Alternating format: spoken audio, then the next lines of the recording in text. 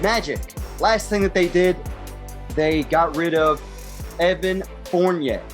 They traded him to the Boston Celtics. A piece that the Celtics needed because they were in fucking free fall. I think they're the 8th seed right now in the East. I at some point, like I wanted to talk about the Celtics and just tell you were right. I shouldn't have that shit. About that. Huh? I shouldn't have that shit behind my shoulder with the Celtics over my shoulder. I know. Yeah. I was right. I did want to, because when you're wrong, I like to let you know. So I like to let you know when you're right. So all right, we're done with it. Let's go. Fucking. I hope I'm right about this. Listen, I hope I'm right about this fucking guy because, first of all, if you want to see something gross, then you can do this. But if you don't type in just Fournier on Google. Whatever you do, don't do it. It's like some gangrene, gross disease. But if you type in Evan Fournier, you'll get some stats. It'll be normal. Okay, it's really gross. When you type in Fournier on Google, you guys can do this for yourself. We're not doing this on the show because no. Now we have to do. I need to see. Can we do this? No, Lindsay. No, Lindsay. We will get thrown off of YouTube if we put this on. Oh, YouTube. is it like some gangrene shit in like someone's genitals or something? Yeah. Yes. Is it like blue waffle but green? Sort of, but. Can we not? Can we like talk about basketball? It's basically 3 gross images and then Evan Fournier's picture. It's really weird. But look it up for yourself. Have some fun, kids. But to the Celtics, I think if they play him in a bench role, it'll be really nice for them. Like as that 6, Brad Stevens has historically had great success with guys like him, are guards and can score. He's been putting up 30 points a game. Do you look at him as like kind of the Gordon Hayward role? So I heard somebody else say that. Okay. That he might be that type of player where he could fill that Gordon Hayward role. But Gordon Hayward's a little bit bigger than him. What's his size? Like how? Yeah, I was about to say, I think Gordon Hayward's a little bit bigger than him, but I could be wrong. So. But I wasn't trying to say he was the same. I was just more so like that role that he played and fit in with. I think he could. I think that's what they were looking for. He's 6'7", so I think that's what they're looking for with him right now. I think he could be like a better version of it too, because Gordon Hayward was like, he's not like right now, obviously, because he's given more opportunity, he's better. But the irony of this season is that they need a guy like Gordon Hayward, and Gordon Hayward's playing great, and he couldn't get this role together while he was fucking there. Yeah, but I mean, obviously, he wanted a bigger role, like. That's why that whole Gordon Hayward thing in general is just so ironic because he was brought in there as Brad Stevens' boy. Brad Stevens' boy. Yep. And they were trying to fulfill a dream that they started when Gordon was in high school. Yep. And I wonder what that conversation was like when they let him go. And I wonder what their conversations are like now that he's fucking playing better again. Yeah. Well, I think it's just the role. You give him more opportunity. The whole thing is Gordon Hayward was not better than any of the. He wasn't better than Jaylen Brown, and he wasn't better than Jason Tatum. So, but not only that, he definitely wasn't better than them when he's trying to get back from that devastating leg injury. Yeah, like that fucked that whole tenure up. The moment it started, from the moment it started, it was basically ruined. But Evan Fournier this season, I'm pretty sure he's doing career highs and everything. But I'm going to double check to be sure. Yeah. Career high in scoring, about 20 points a game. Mm-hmm. Shooting 46%, 39% from deep, and about 80% from... Young, too. You got a nice young squad like that could grow together. But I just see the facilitating here. Almost 4 assists a game. That's fine. Like, the whole thing is like, there's a lot of... Usually there's a lot of ball movement in there anyways. It's not like someone's just the main facilitator and stuff. Like, they're usually just moving the ball around. As long as he can move the ball is what matters. He doesn't have any games over 10 assists. And he doesn't need a lot to dribble. And he doesn't need a lot of dribbling to score his points either. He's like a dribble and shoot real quick kind of guy. Yeah, but he's very crafty, though, when he scores. Yeah. Lots of threes. You know what I mean? Yep. The threes, and I want him to get starters minutes off the bench I'm sure they'll start him, but I think that he should be the sixth man that comes in and ignites their offense. Yep. And Tatum and Brown are taking a break. Do we know if he's okay at defense? Look, he played in Orlando. All these guys are exactly eh. Yeah. As a collective unit, they were at defense. Yeah. That's what helped them get to the what do you call it? This plateau of mediocrity. Like, well, I'm just curious because the Celtics pushed away Tice because like he was gonna come up and want money and they didn't want to pay him. So would he be like moving into a Tice position where he like comes in and like gives that energy, but with just a little bit more offense, I guess? Yeah, well, from a different position. I think the Celtics came out right before we started recording. The Celtics emerged as potential buyout people for Andre Drummond. So maybe that's what solves the Tice situation with that. I don't know. We'll see. We'll see. Huh? Want him too? Yeah, trust me. Andre Drummond being a buyout candidate is kind of crazy because I don't think of him as like an old guy. How can the Celtics do a buyout? Pick somebody up after that. Wait, say that again? I didn't see them as one of the teams that had like money to really play with for picking someone up after they were bought out. Oh, from Boston? Yeah. The whole thing is like when you have a because did he have a big contract? Yes. Because if he got bought out, like he could do a minimum and like to go for a chip or something. Yeah, and they could do all those different exceptions that you were telling me about when we started with that I have. Well, wait, time out. He's but I'm saying the Celtics are one of those teams with an exception. Crazy. That's what I was good. That's what I brought.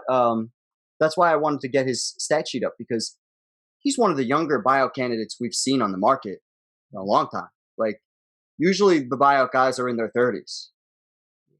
Like if he keeps up like this, like with his rebounding, he might like be like all time. Like he could fight for like all top 10 all time rebounder. Isn't that crazy that he'll only be able to fight for top 10 and that he just stands no chance of cracking the top 5? Even though he's a fucking 4-time. He might. I don't know. He might be able to crack top 5. He definitely not gonna do 1 or 2 though. Listen, man. Let's see. Averaging 22 rebounds a game like Bill Russell and fucking. Yeah, I was gonna say, or even Dennis Rodman or Moses Malone. Yeah. Like, I don't know.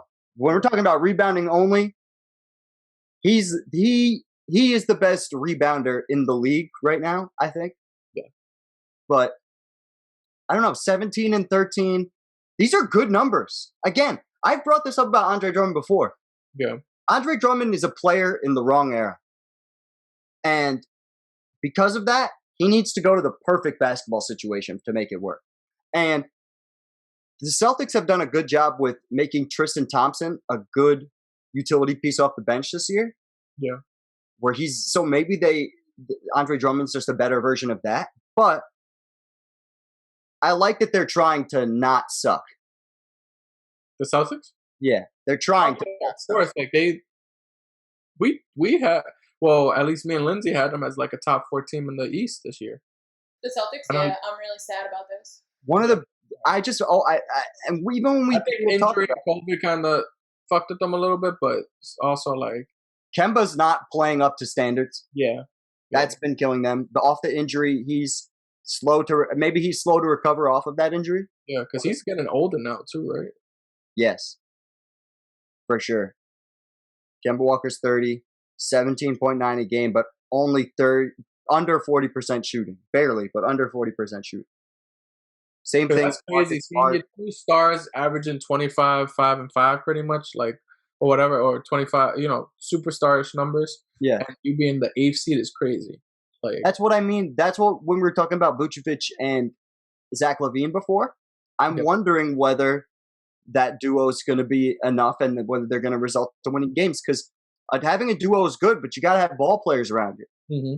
And the other guys. That's the crazy thing about the Celtics. Like, you look at a lot of those guys like Kemba Walker, like we mentioned Tice. He's good. He's good at his role. There's guys all over this team that are good at their roles. You know what I mean? Marcus Smart's good at his role. Marcus Smart. But he just takes too many threes. He's been taking. Did he come off? Is he playing again from that injury that he had? Earlier in the season? Who? Marcus Smart. I think so. Yeah, he's back. I'm pretty sure he's back. I'll double check. Because I remember he had an injury that. Yeah, he's back. Yeah. I thought so, but no, I think getting Evan Fournier, because at some way or another, him and Marcus Smart are going to split the minutes. I don't know who's going to start.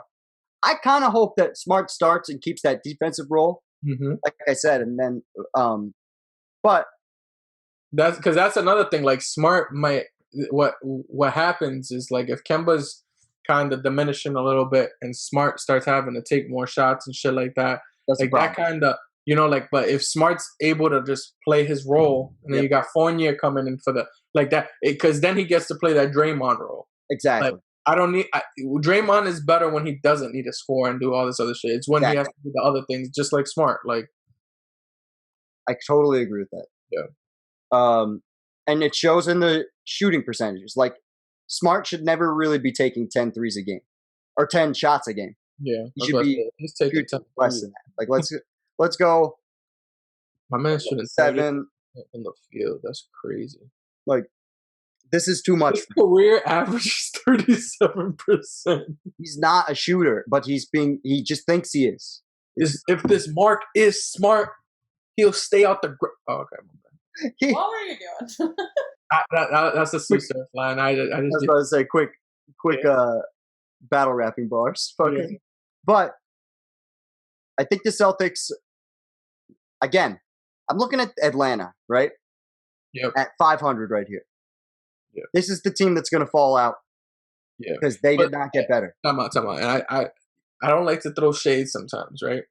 But for that one fan that wrote that comment and tried to tell us we were crazy, we listen to y'all. We watch y'all, all right? We love y'all, but don't be coming at us crazy when your dirty ass team over here making a play on dirty ass things.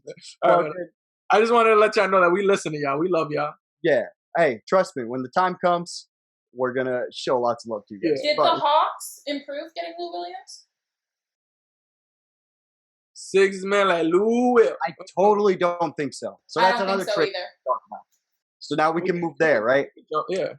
All right. So I just really want to, because I've been wanting to say this since I've heard this. So I love the Clippers for this, because the Clippers are like, we wanted you during free agency, dipped out on us for whatever reason. So we spun the block. And we got you, bro. That ass. I don't give a fuck. We got you, bro. That ass. It just sucks that you have to lose Will for it. Because, Who knows how many minutes Rondo's going to play? Well, Pat Bev has been on and off with injuries, so Rondo's going to get minutes. Yeah, I think.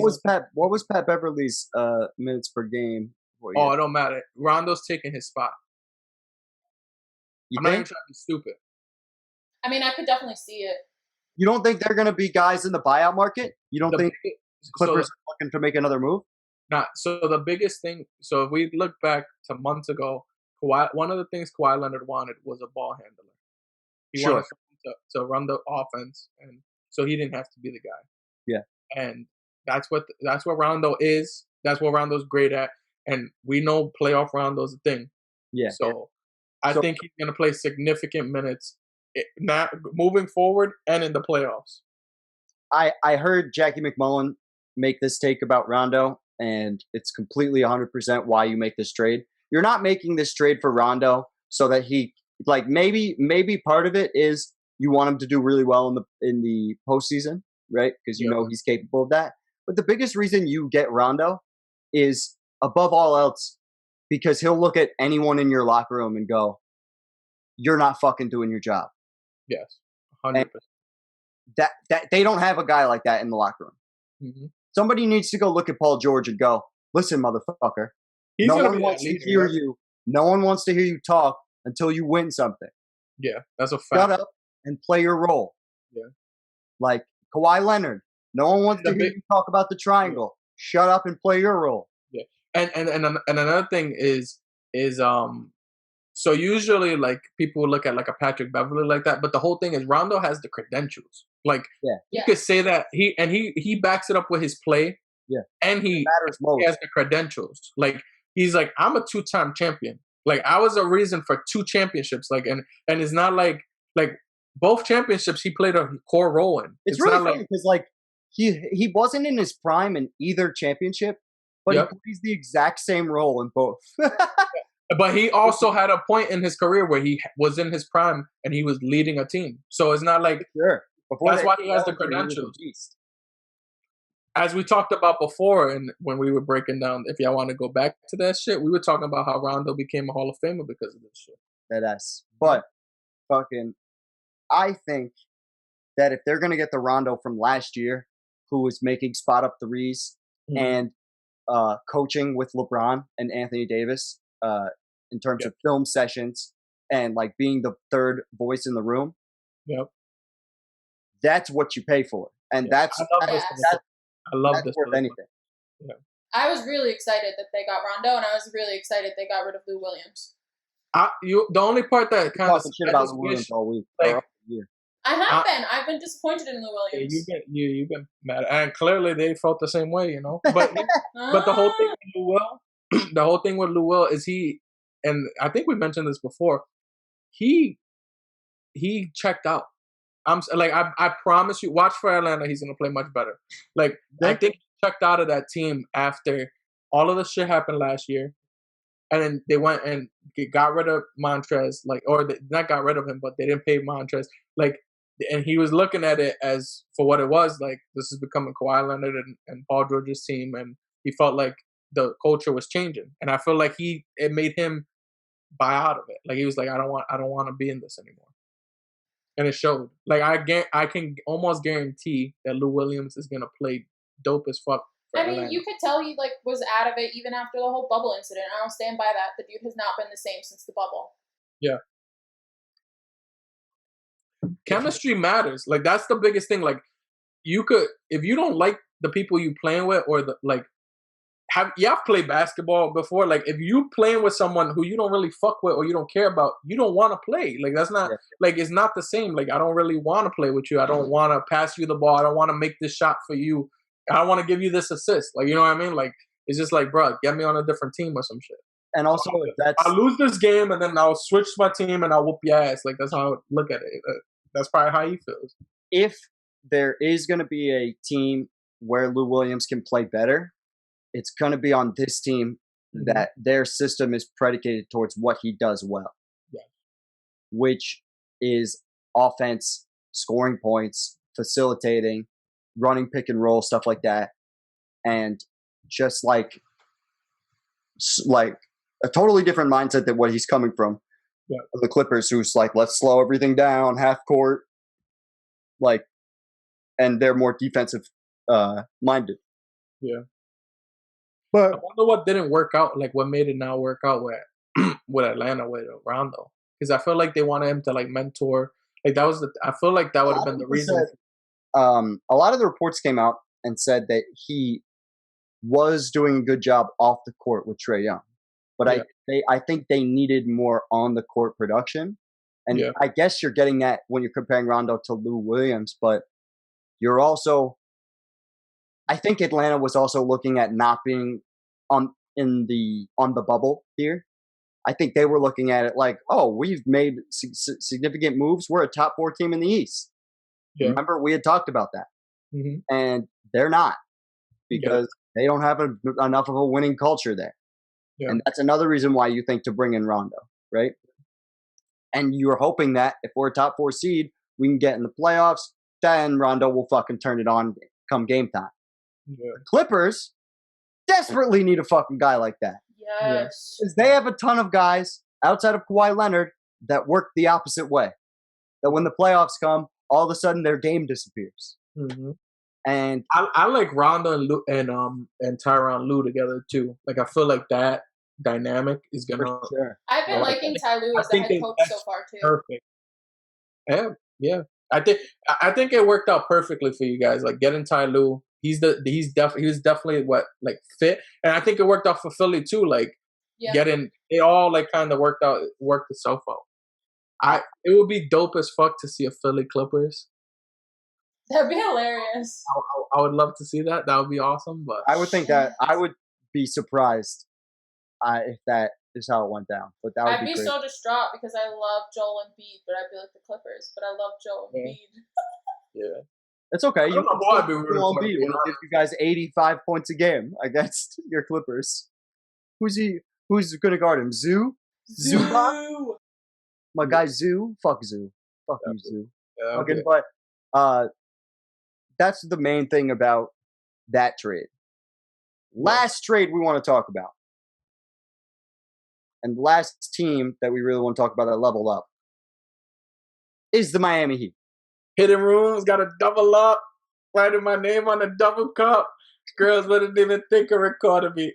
I fall asleep in sorority. Weezy had all the authority. Sorry. So they picked up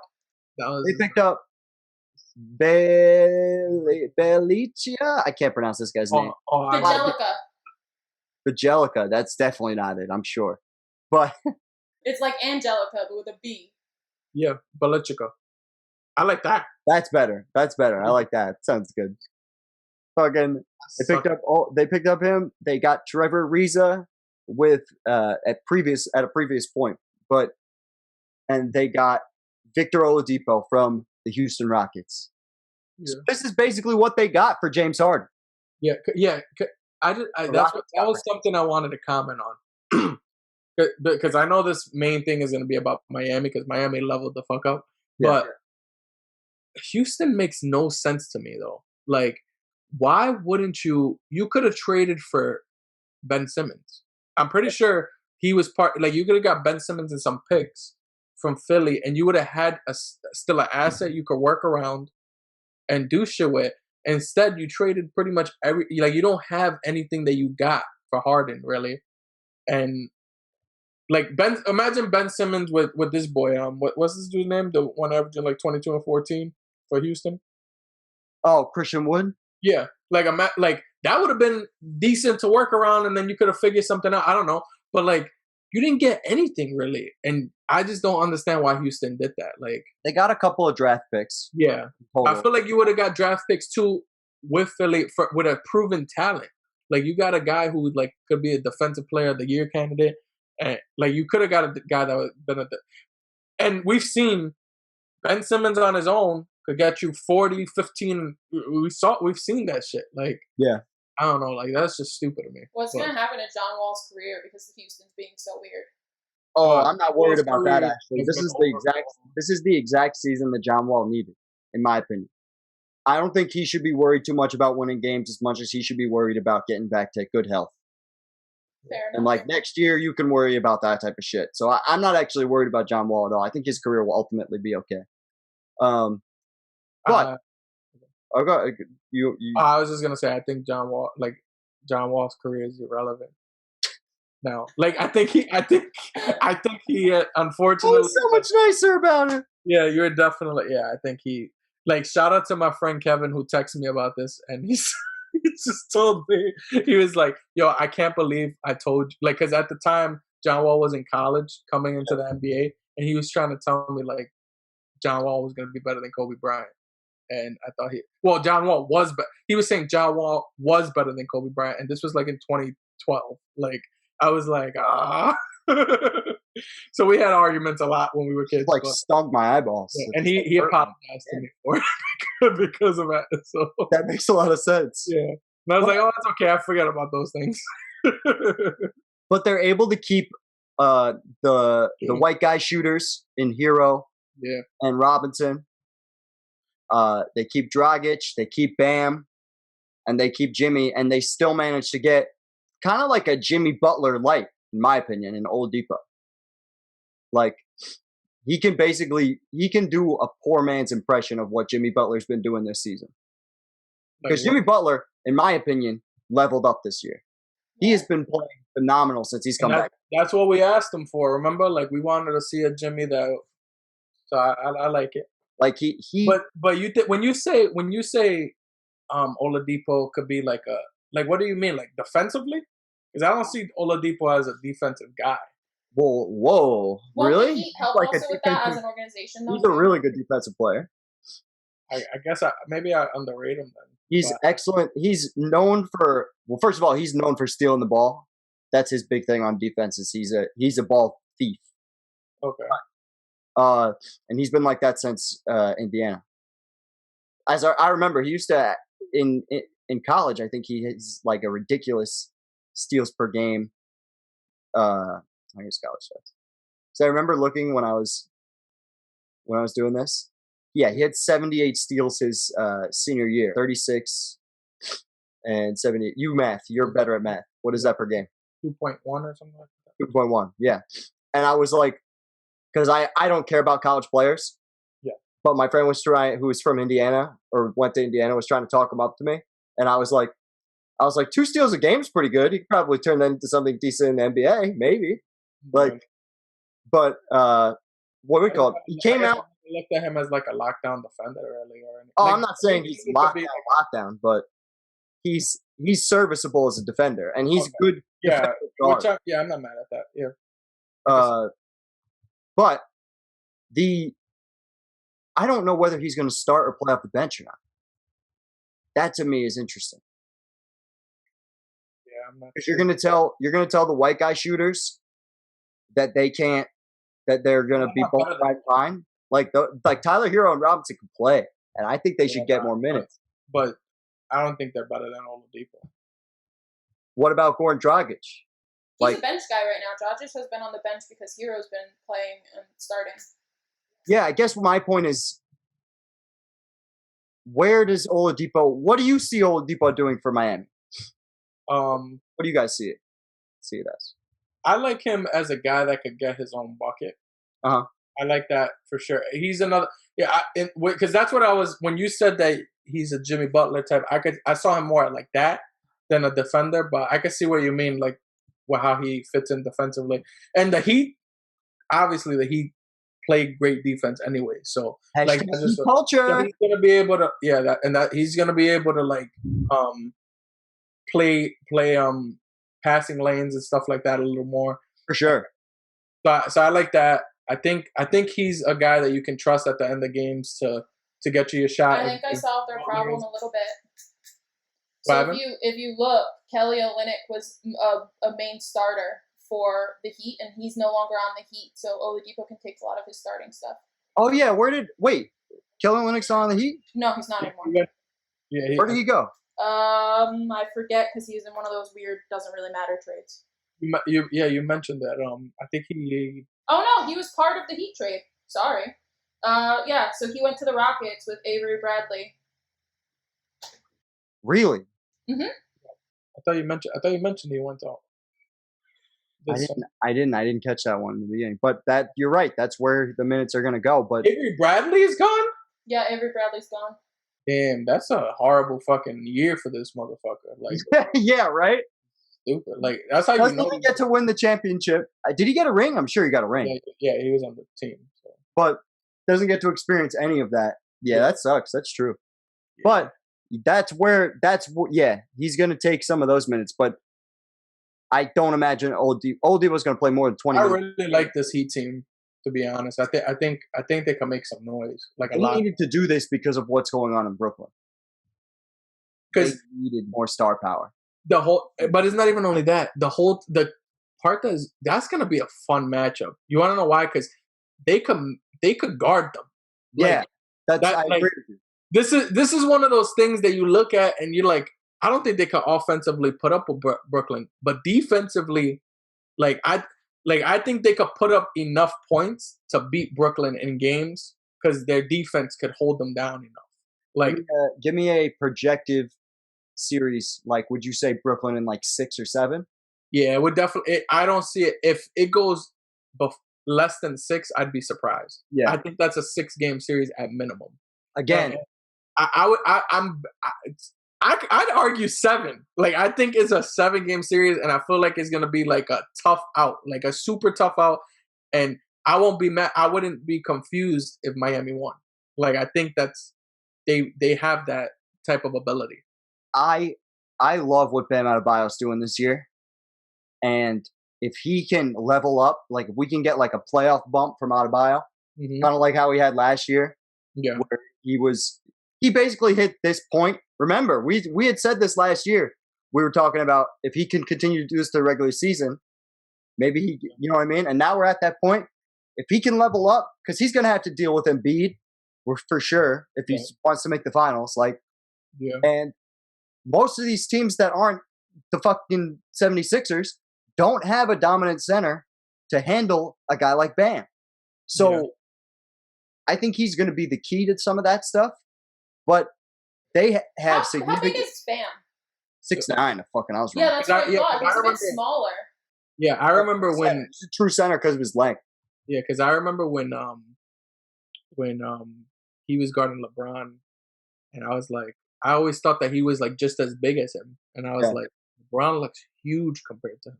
Yep, which was crazy. So that made me think that LeBron's like 260 easily, 270 for sure.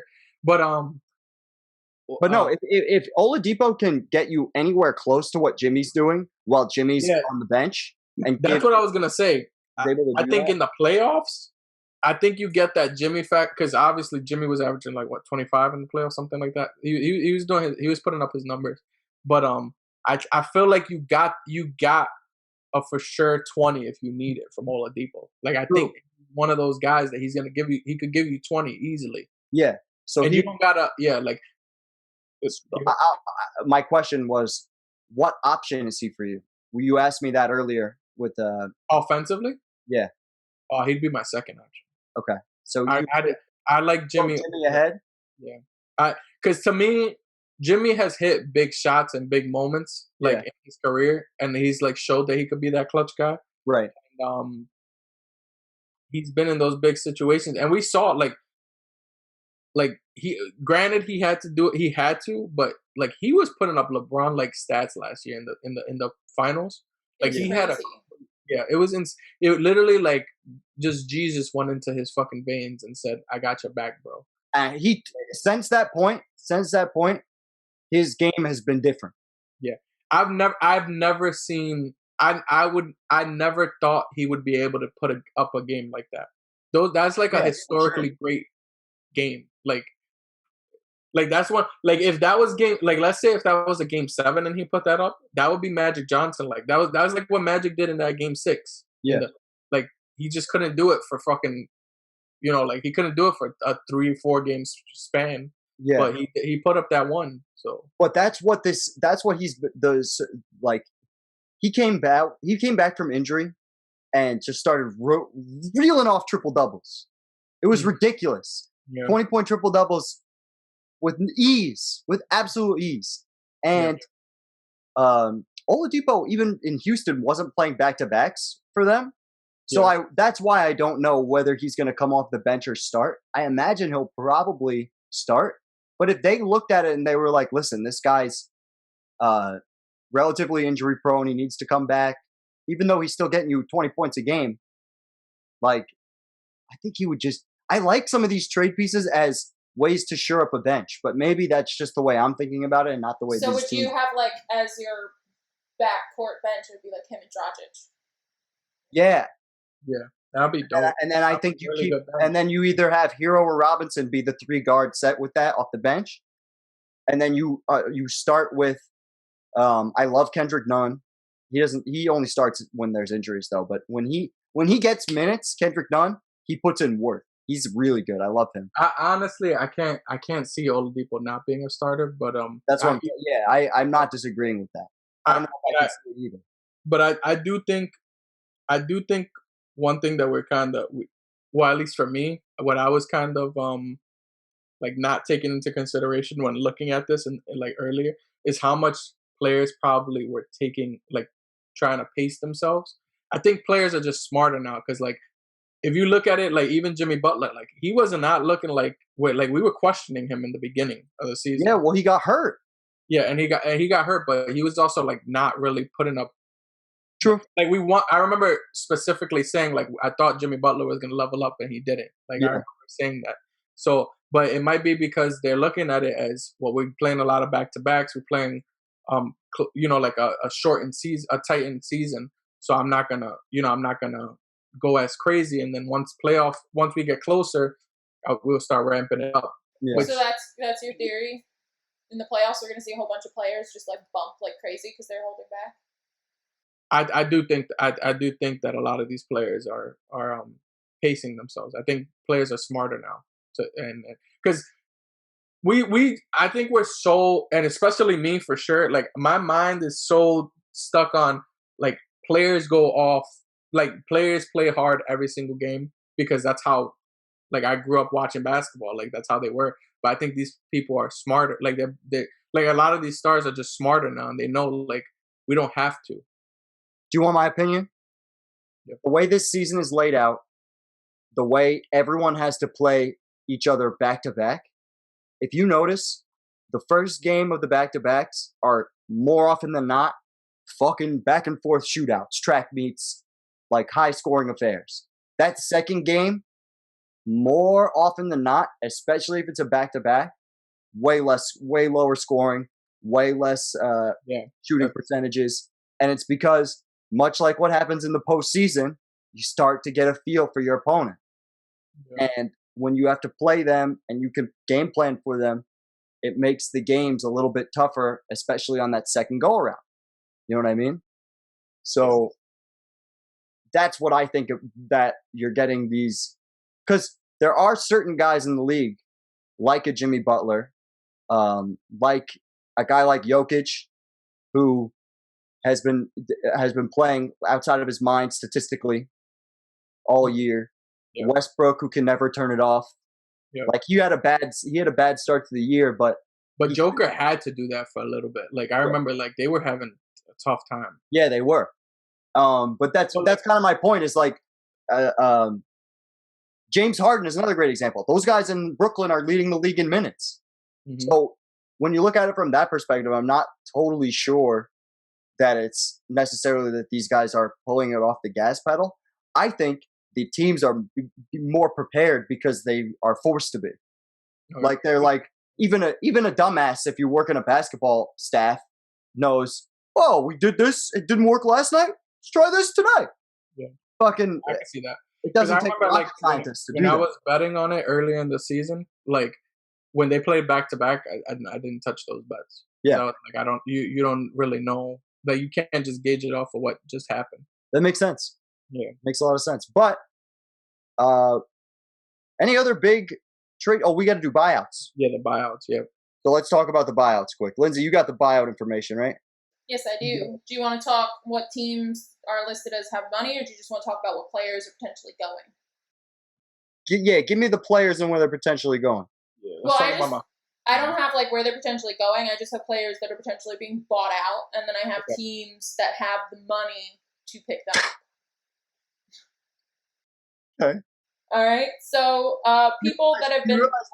You realize we're plenty socially distanced, right? Like you don't have to. I'm just trying to promote it for the, like we gotta be always have your mask on whenever, be ready.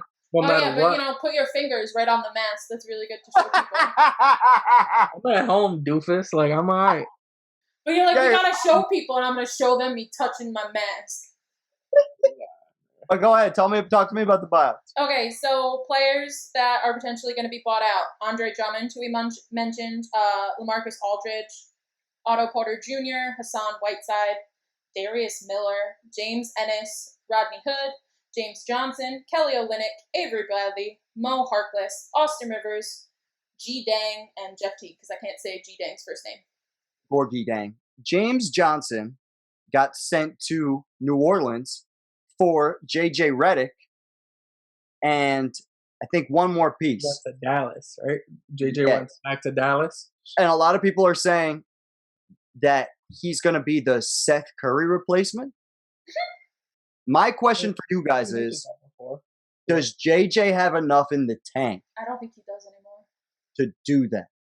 No, there's no way. Not those minutes, but if you give him if you give him a limited role, I think, and to just get you some shots, like when necessary, like certain point, I think he can do that. I just wouldn't give him the minutes. I'd look if he could give you 15, 20 minutes a game. I think that would be good. Yeah. What were the minutes of Ray Allen when he was on the Heat team? Is that like maybe something that they would do with him if Ray Allen didn't have a lot of minutes, but he just came in to shoot some threes? Maybe, but this is the thing. Like, he's got to get back to this, like where, he's when you look at JJ Redick's career and especially his NBA prime, once he really figured that out, it's really solid in the sense that he was fantastic in the role that he was given. Mm-hmm. Once he got to LA, he really excelled in that role. And in Philadelphia, Orlando was where really like around 20. I think the 2000. Well, he was on that finals team, but he wasn't a part. He wasn't like a big. Yeah, he wasn't a part. He was, but he was. I mean, he was part of the reason why they would get 3-point shooting team at the time. Yeah. But I think like I remember it was like towards the end of his Orlando tenure was when he was like as like a really good 3-point shooter. Yep. And but my thing is, this past year with New Orleans, he's fallen off a cliff. Now. But that's less opportunity though. He's 36. Yeah. And it's just. I hope I'm wrong. I want him to get back to these numbers that he was at, making almost 3 threes a game every season. Like, so could I? If you do that, huge trade and pick up for the Mavericks because that will be replacing Seth Curry. So I just want to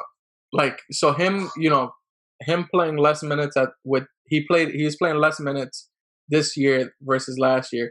But last year you got to remember Zion was injured throughout a lot of the year, so he probably got more opportunity at that point. Started half the games, a little bit more than that. Yeah, and I think did Lonzo get injured at some point in the year too? I think he did. Yeah.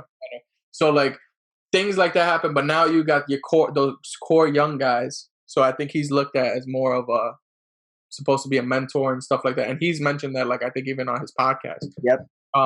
So I think in this point, like him joining Dallas, I think he'll get more opportunity. Feel like he would. You can tell that he's on his podcast because you brought up his podcast. I listen to his podcast fairly often. And you can tell on his podcast that he's not happy with what he was doing in New Orleans this year. Yeah. Like, he loves his guys and he likes the players on his team. Yeah. But you can tell he wants to do more. The only, like I've said now twice, the only question is, can he? Yeah. I mean, the whole thing, like, it definitely looks like a dip, but I feel like, and who said that? This is a football related thing, but I remember, like, because I listen to the I'm Led Athlete podcast a lot, and I know Chad Ochocinco, his big thing was, like, once you get older, they stop giving you as much opportunity, and that's why you look like you're worse. And so, to an extent, it's like that. But I feel like with JJ, if you give him enough more opportunities, I feel like he can do something. And he could put up, like you just saw last year, he was given 26 minutes a game and he gave you 15 points a game. Like, that's better than anything Seth Curry has done in his whole career. That's what I was literally about to say. Yeah. Everyone's. I hate this narrative on this fucking guy because his last name is Curry. That he's just this game-changing player for Philadelphia and Dallas, and that he's the reason why these teams are good. What are his playoff stats, though? Get the fuck out of here. He's a shooter and a crappy shooter when it comes to looking at his numbers. He literally scores 13 points a game is his career high. Yeah, I know, but here's the thing. The bench player, and he look at his 3-point shooting. He's shooting 44% from the 3-point line. JJ Redick is infinitely better than him. I know, but here's the thing. If they hadn't moved, if Dallas hadn't got rid of Seth Curry, then they wouldn't have needed JJ Redick this season. So clearly, they were worse without him, regardless of whether or not you think he's that great. I'm just saying, I hope that JJ Redick can show how easy it is to replace a guy when you just all they need is a shooter. It's not like I was just so shocked to hear how Seth Curry is seen as this like amazing piece. JJ Redick is the same as Seth Curry. I think if he can. No, I don't know. I just said I don't know if he can even still play. Not even right now. Last year, you think he's the same? Let's see. He scored 3 more points per game. He shot better. Yeah. Look at the playoffs, bro. Like, look at the playoffs. Like, in the playoffs, JJ didn't make the playoffs. No, I'm talking about Seth. Seth, the reason Seth had that, the reason Seth got that like nod or why people were looking at him like that was because of what he was doing in the playoffs. He helped He was helping Portland, and he's helped multiple teams out in the playoffs. Looks to me like it's the same numbers. Looks exactly the same to me. Yeah, but with the eye test and when you watch the games, you see his actual impact. 47% from the 3-point line. He's only shooting 5 shots a game. I'm sorry, 9 shots a game. He's shooting 47% from 3. He's getting limited opportunities and producing like crazy. Yeah, I'm saying he's producing okay, but what I'm saying is okay. 47% from the 3-point line is amazing. Great. No one, you're only making. Is he even making more than? Is he making like 4 or 5 a game? He's making less than 2. You have C.J. McCollum. Sorry, that was Dallas. Sorry, you had freaking Luka Doncic and Kristaps for most of this. Yeah, Kristaps was there all the way to game 3. Yeah. So like, like how many games did he really get opportunity in? Maybe once injury came. That's when he started producing. Let's look at the game, his playoff games for that series. Because that could tell you, oh, he averaged 13 points for the series, but in reality, he scored most of his points in those last 3 games, like when he had opportunity. I guess I just don't think he's as good as everyone makes him out to be, and I think JJ Redick can prove that pretty easily if he still has any game left. I mean, when you comparing him to his brother, sure, but I'm talking about comparing him to JJ Redick. I think that for a shooter with his limited minutes, he still makes impacts on games and in big games in the playoffs. So I don't get why you would want him. Could you go to his playoff games, please? I think he's a little overrated, is all. Drum roll. So good. All right. 1 game over 20, 14, 15, 15, 4 and 7 in the last 2 games where they got absolutely butt fucked by the Clippers. Yeah, they got fucked. But that's my point. Like off the bench, like people are going crazy about a guy who, he's a pretty good shooter, but like there's more to a game than that, and it shouldn't. What pisses me off is because they lost Seth Curry. That's not an excuse for them going from the best offense in basketball to like middle of the pack. It doesn't make any sense. Well, we explained it though. Like the reason is because you have first off, you lost one of your most efficient shooters. But they also lost more than that during that last year, like with Kleber and their pick and roll. They had one of the best pick and rolls in the game between Luka and Powell, who got hurt. Like they had a lot of that shit.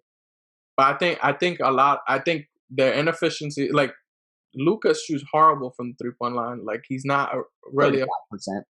Huh? 35%. I mean, earlier in the season, he was definitely not. He's 31% here, but now he's 30. Last year, I think he was shooting even worse than that. Like that was last year. That was last year's numbers. 31%. Oh, is he at 35 now? Got it up to 30. You litty Luka.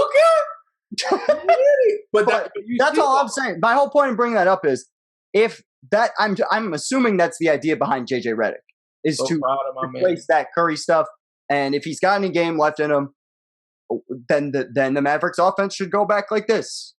Yes, I agree. It's the idea. I think I look at JJ and I think if he's given the opportunity, he can put up. He could give you if you're giving him 26 minutes a game, I think he could give you the 15 if you let him shoot like that. Because all you gotta do is make 5 threes. That works. That's what I looked at. So these teams on the top right here that you see, they have like mid-level exceptions, and that's the money that they have from their mid-level exceptions. Okay. Then if you scroll down to the next thing, you have people with biannual exceptions. Each team gets these, and these scroll up. Sorry. Oh. Up. Right now you have Clippers, Heat, Suns, Spurs, Blazers, Jazz. Right here. Oh, you're talking about a paragraph. I thought you were talking about one of the lists that I was. Okay. Yeah. So every team gets these options, and they can use it like once every 2 seasons. And these are the teams most likely to do it, but it only gives them about $3 million in money. And then you have the disabled player exemption. So teams like the Warriors that have Klay Thompson out all season are going to be able to use the fact that they have players out to give them money. Yeah.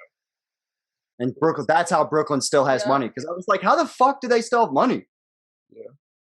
If Aldridge goes to the fucking Nets, I'll be so I'm done. Because not all jokes aside, yo, KD's the biggest pussy in the world if you do that. Out of the Mind you, I was just mad hype about him possibly going to the Lakers, but yo, Nets is pussy.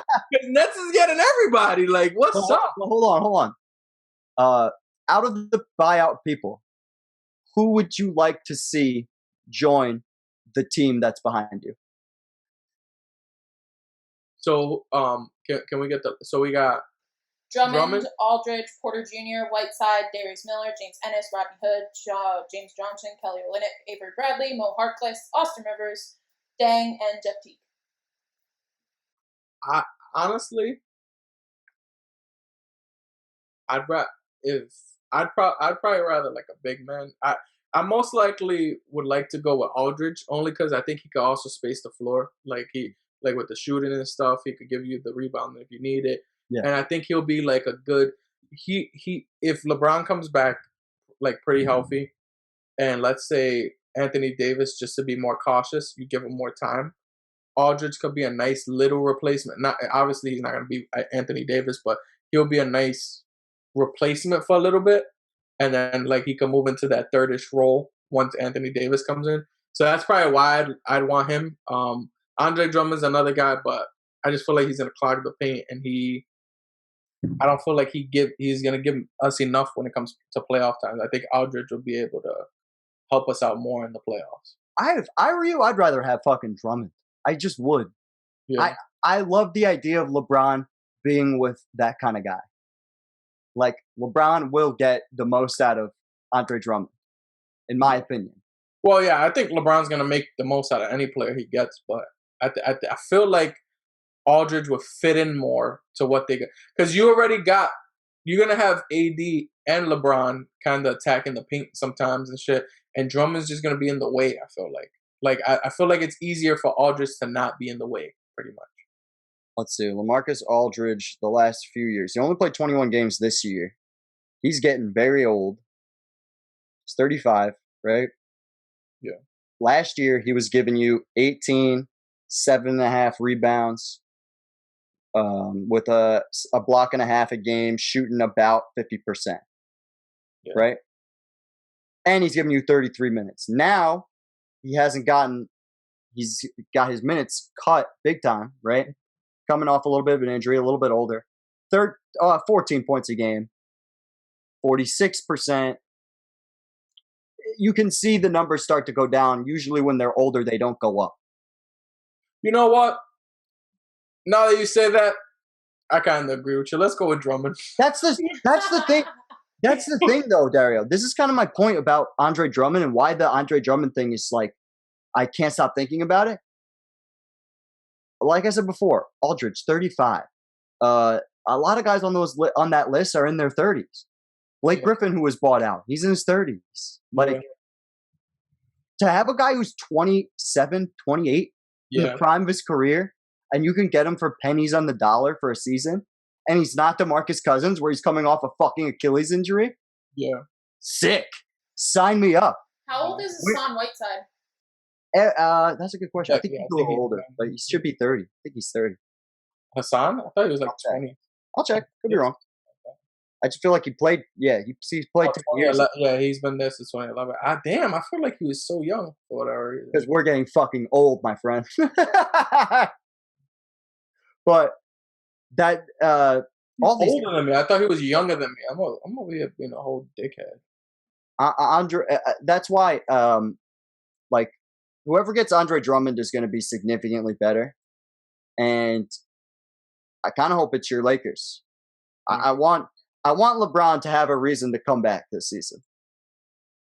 Come back? What do you mean? He's definitely going to come back. What about Anthony Davis? When's he's coming back? Oh, I don't freaking know. That's my whole thing, and I already said it.